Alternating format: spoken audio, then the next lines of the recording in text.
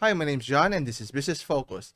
In this week's episode, we'll be talking about an interesting aspect regarding, the consumers preferring actually how much do they prefer buying electric vehicles. And in this article, according to the driven.io, that in Australia, they did a survey. What is the preference or their appetite for owning an electric vehicle? If things were created equal in terms of price, would they consider buying it, owning it, and what are their concerns here? So we'll take a closer look at this one. So according to the article here, let's see here. Now, obviously, a lot of people are interested, enamored, especially the younger generation, in owning a electric vehicle because of its marketed environmentally being environmentally sound, which is have a whole lot of plethora of features in terms of sustainability, being able to replace all combustible engine, but uh, regardless, obviously these are preferences from different ages, different age group, demographic, but we'll closely look at as to what's the thinking behind the different genders here and preferences. So it mentions that according to a recent survey, the vehicle buyer intentions across Australia, Canada, and even the US has thrown up some interesting similarities between the three markets as well as some differences. So most notably, according to the car insurance comparison website, they compare the market. Men are more likely than women to prefer electric vehicles because obviously it's owned by Elon Musk. So they project a manly uh, vehicle, but obviously female can also own that, so it doesn't matter. But geared towards more to men. And what's interesting that the younger age group, meaning 18 to 34, are more likely to prefer electric vehicles than any other, obviously being in this current social media wherein you're more enamored to buy what's being marketed here, and obviously not growing up not knowing what's life without EVs as compared to where you are currently today. Another is people are more willing to spend higher amounts of EVs than they are on ICE or internal combustible engine here. Now, obviously, the marketing is doing its job, being able to convince more people to spend more in electric vehicles because of its aesthetics, of its possibility, but it hasn't reached that part yet. But anyway, next is another interesting fact is women are generally motivated to spend less on cars than men, obviously being more practical than necessary, that since men not just electric vehicles, whether it's sports cars and whatnot here.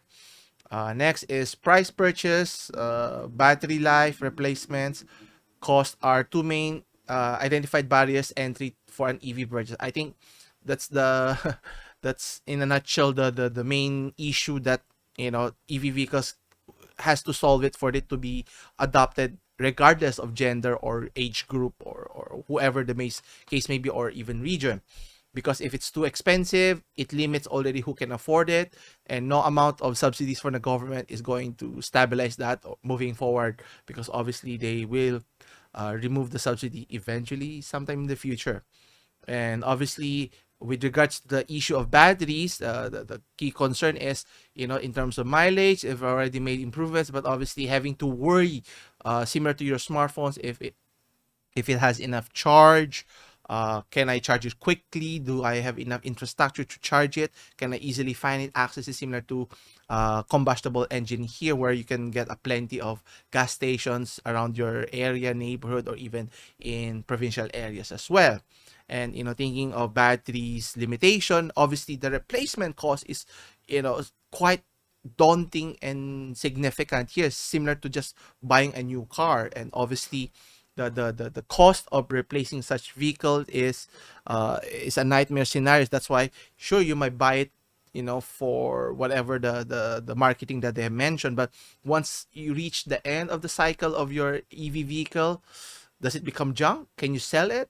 Would people buy it once they've known if the battery is the main issue? Can you replace certain battery cells, or do you have to replace the entire pack?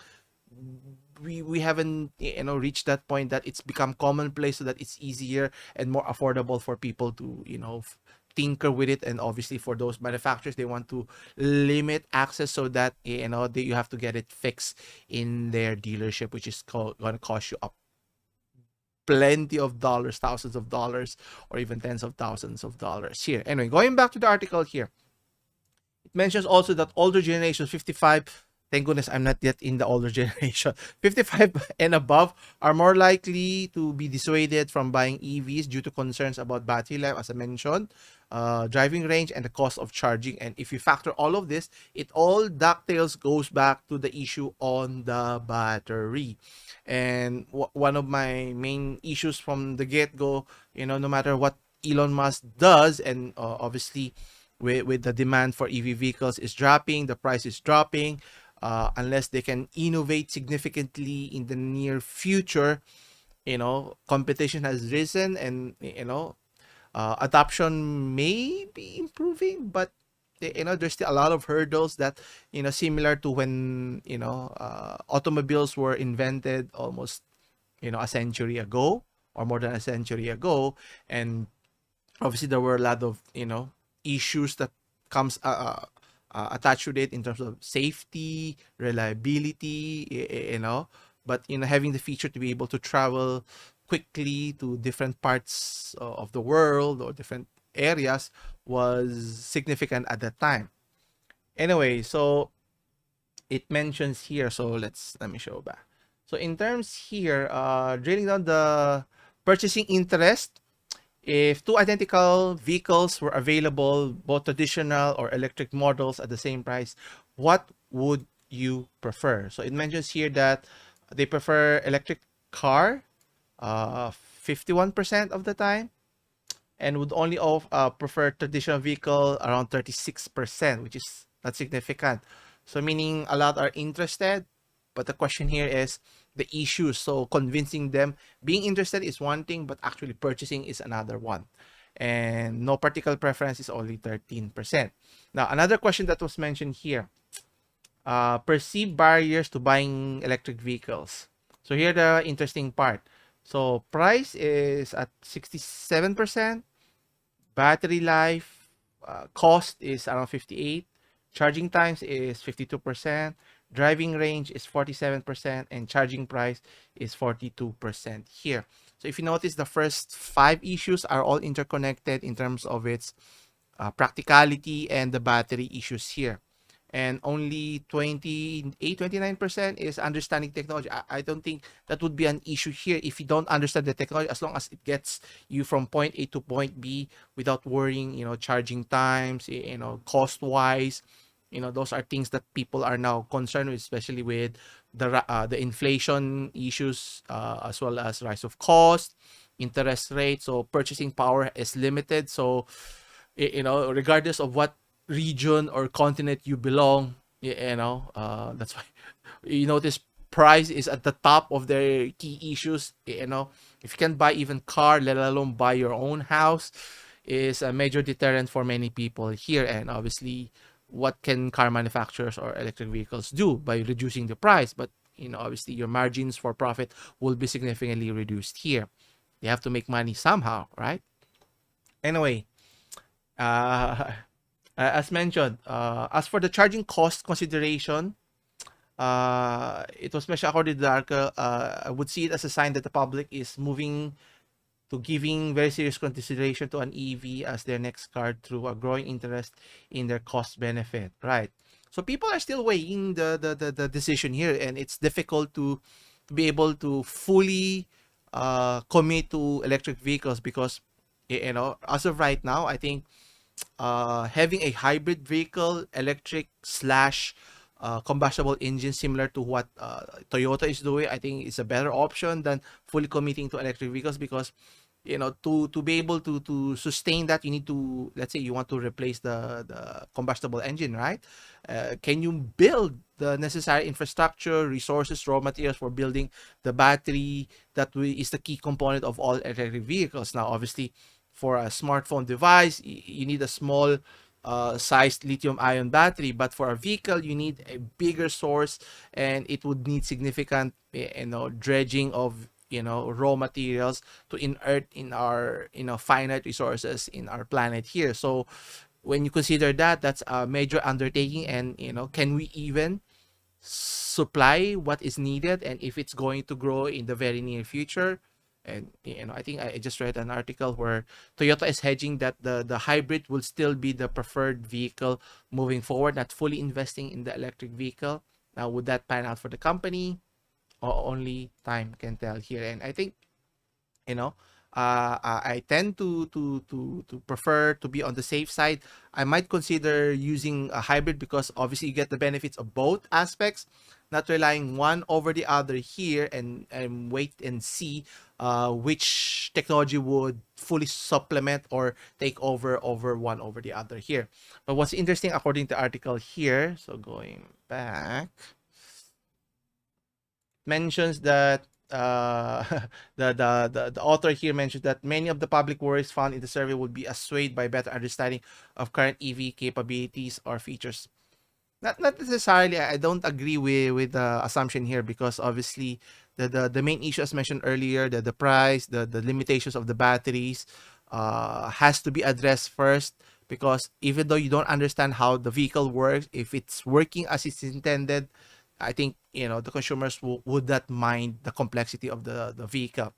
Another that he mentions here, that we need to get trustworthy EV information, not information per se, but reliability on the vehicles, because like in the case of Tesla, marketing that it has full self-driving capability, which it does not.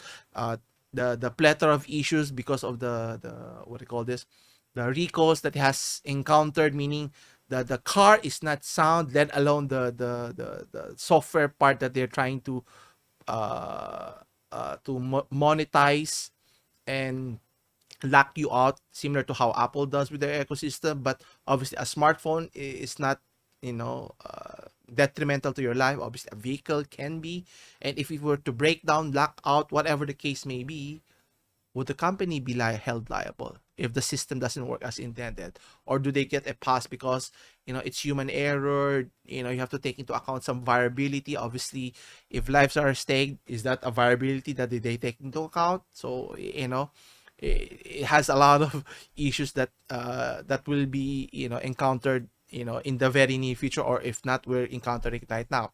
And a third point that the author is mentioning is a missing topic in the survey was charger availability. As an EV driver doing regional interstate driving as well as consulting in other areas, charging needs for inner city and apartment dwellers is an issue. That's why one of their main concerns is the range of vehicles, the rechargeability infrastructure is needed. So meaning both spectrums, from the car all the way to the infrastructure, so that it's synergized in terms of its usability here. Because if it's not synced, then you may have a sound car, but you cannot charge it, then it's a brick car. It's as if you could just push your car and go to the next station. And if the next station is miles and miles away, then it won't be even practical here. That's why either they improve significantly on the battery capability, optimize it, and obviously add more charging stations nationwide here, or worldwide.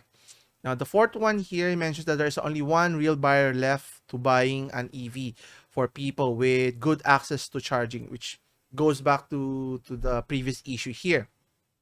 Now, I wouldn't say that the access to charging is the only issue, so which I tend to disagree. The main point here is all of those things that was mentioned earlier, the different issues that the consumers or the buyers are thinking is, all are in practical sides. And for me, first and foremost, let's put aside the software issue here, which is another issue for the car manufacturers, which they would, Ford, try to replicate what Tesla is doing, which is a big mistake here, because relying on software technology, which we've experienced in our smartphone, in our PC, and even laptops, tends to crash more often than we realize. Imagine a car were to stack up for whatever reason in the middle of the road, in a highway. Imagine the severity of the issue there. Obviously, you want reliability unless you put in more redundancies in the vehicle, which obviously will drive up the price. But that's another issue here. So, addressing all of those issues, that's going to take years or even decades. So by then, would people still be enamored, using electric vehicles? Only time will tell, because I'm not part of the older group, but I'm getting there up in age. But the issue here is, the safety part. If they can get it down, I think people are willing to not to say turn a blind eye, but willing to forgive the issues of in terms of the software. But if the car is not sound, not reliable, being able to use it for whatever application that you want to use it for, daily driving, for work, whatever the case may be, and if it cannot get you to point A to point B reliably, and not worry about, am I running out of battery, similar to our experiences to our smartphones, that imagine, on a daily basis, you're always worried that you have to bring a charger with you. That's what I do. But for a big hunk of car, an EV vehicle, it's as if you could just bring a charger with you all the time. That's why the infrastructure, the vehicle has to be in tandem for it to fully realize the benefits of an electric vehicle, which is, I'm still a bit apprehensive here. But what do you think? Do you agree with the insights here, in terms of, regardless of gender, that men tend to favor buying an electric vehicle? Are women care about owning a vehicle, or just owning a vehicle in general for its utilitarian purpose here? Anyway, come back again on Monday for more Monday checklist here. Leave your comments down below if you have any questions, and I'll try to get back to you. As always, I'll see you in the next one. Take care.